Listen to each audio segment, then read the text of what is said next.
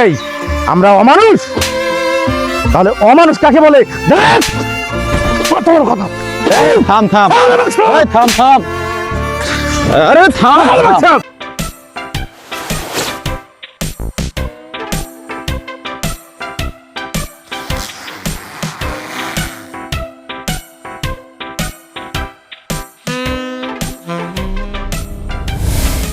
চাচা আর যা হবে নেন গো, আমার ভ্যানের চার্জ নাই।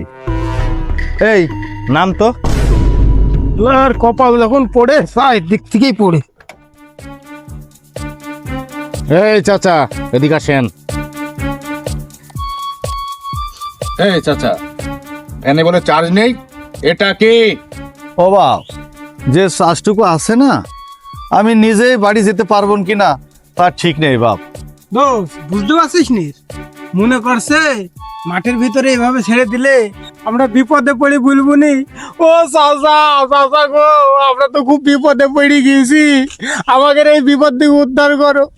প্রয়োজনে তুমি 300 টাকার ভাড়া 1500 টাকা নাও, তারপরে আমাদের এই বিপদ থেকে উদ্ধার করো চাচা, ও চাচা। এইটাই ভাইবিস চাচা। ও তুমি ধান্দা ঠাপাচ্ছ, ভাড়া বেশি নেওয়ার ধান্দা? এ কি বলছো বাপ? ঠান্ডা করবো কেন? যে 2 দাগ চার্জ আছে, আমি হয়তো তোমাদের বাড়ি পর্যন্ত পৌঁছাতে পারবো, কিন্তু আমি তো আর আমার বাড়িতে ফিরে আসতে পারবো না বাপ। ধান্দা করবো কেন? এত বোঝা লাগবে না চাচা, তাড়াতাড়ি ভ্যানের অটো সন্ধ্যা লেগে যাচ্ছে, তাড়াতাড়ি বাড়ি পৌঁছাতে হবে আমাদের। তোমরা যদি ভাড়া না দাও তবু আমি যাইতে পারবো না বাবু। তুই যাবি নি মানে তোর বাপ যাবে। এই ছেলে, খবরদার, তুমি আমার বড় বাপকে নিয়ে কথা বলবে না, ঠিক আছে? এই তোর মরা বাপকে নিয়ে কথা বলে তুই কি করবি রে? তোমরা তো দেখছি একটাও মানুষ না, সবগুলো অমানুষ। এই আমরা অমানুষ, তাহলে অমানুষ কাকে বলে? কত বড় কথা! থাম থাম, থাম থাম, আরে থাম, আরে থাম থাম। অযথা মশামারির হাত নষ্ট করার দরকার আছে? যেটা কাজে হয় সেটা করতে হবে। তুই সেই জামা ছেড়ে দে। এই মারে আবার কোনো ওষুধ আছে নাকি রে? দেখি হাট তো। তুই তো থাম তো, তুই কি পাগল হলি নাকি? থাম না। আরে থাম, আমার একটা কথা আছে, সেইটাই শোন।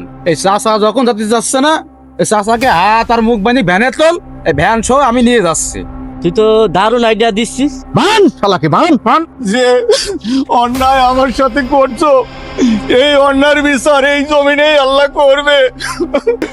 এই চাচা, এই শকুনের দোয়ায় কখনো গরু মরে না। এই বানছি নে বান। আল্লাহ করবে, এই বিচার আল্লাহ করবে। এই বান মুখ বান। এত ভ্যান ফেলা আমার একদম সহ্য না। এই অসহায় মানুষটিকে তুমি এবার তো তামাকের বাম্পার ফলন না পারাতে। কেমন লাগছে? শেষ মাস ঠিকই গেল। ও আল্লাহ গো, আল্লাহ আমাকে বাঁচা, আল্লাহ বাঁচা গো, কেউ বাঁচা গো, আল্লাহ গো, আল্লাহ গো, কার মালাই বললাম। চাচা, আপনি আগে চাচার মুখের বাঁধনটা, হাতে বাঁধনটা খুলে দেন তো, আমি দেখছি বিষয়টা।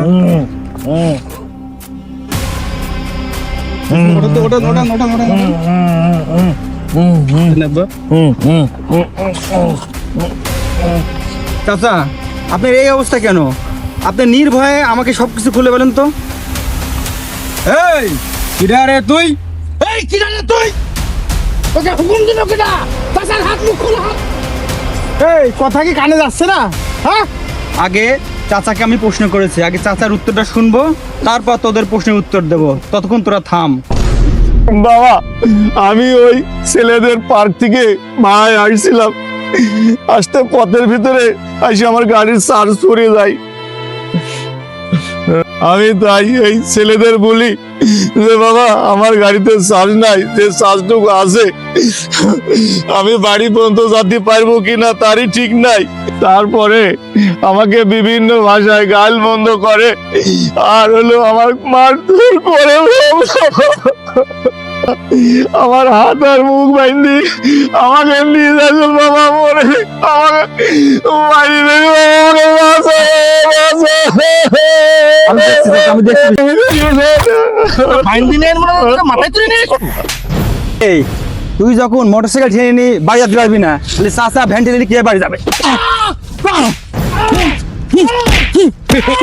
ওই, আর কে আছে? ওর ভিতর আর আমাদের ভিতর অনেক পার্থক্য আছে। তুই এবার কেটে রে, তুই মানুষ আর এই লোকটা কি তোর কাছে পশু মনে হয়? পশু মনে হয় তোর কাছে? আসলে ভাই মার্কেট ঘুরতে এসে আমাদের তেল শেষ হয়ে গেছে, তো আশেপাশের দোকানে পাম্পে কোথাও তেল পাচ্ছিলাম না, তো তাই মাথাটা একটু গরম হয়ে গেছে। এই তেল দেওয়ার মালিক কে? ভ্যানালা চাচা? হ্যাঁ, ইনি কি সরকার প্রধান? ইনি কি দেশ চালায়?